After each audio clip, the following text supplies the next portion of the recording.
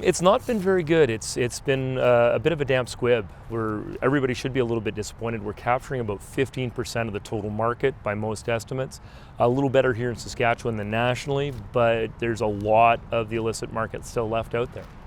What has it done for pricing when you're talking about the illicit market? So what's happened in the illicit market, there's a new competitor, a big competitor in the game, and prices in the illicit market have fallen almost by half in the last year. So they've gone from about $8 to $10 a gram down to about $5 a gram.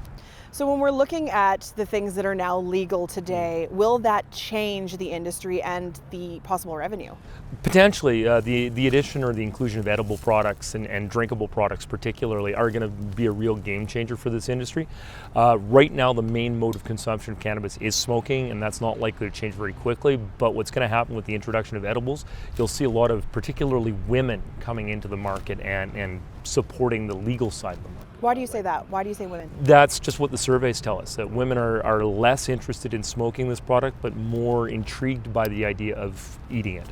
So going forward, where do we kind of go from here when it comes to revenue? What role will advertising play? Advertising could play a big role, but it's so incredibly restricted right now. It's very, very difficult for cannabis producers and cannabis retailers to get their brands out there and in front of people and to build that brand loyalty and that trust that's going to be so important in displacing the illicit market. The illicit market already has a lot of branding and a lot of advertising in very subtle ways out there, and that's not going to change. Is brand loyalty something that's possible in an industry that's only a year old? It is possible. It takes time to develop, but again, once you get comfortable with a brand, it's going to really change how you react to prices and things like that. So you're going to have, once you start to build up that loyalty and build up the reputation for quality and reliability, that's what's going to change.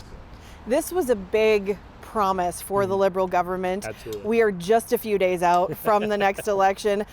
Do you think that this played into support for the Liberal Party even going forward? Because they haven't really brought it up on the campaign. No, it hasn't been brought up by anybody. I don't think anybody's going to try and put the genie back in the bottle.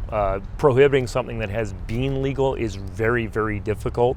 And I don't see that happening. I don't think it's going to change support this time. I think it did have an effect last time, but I don't know how big it was.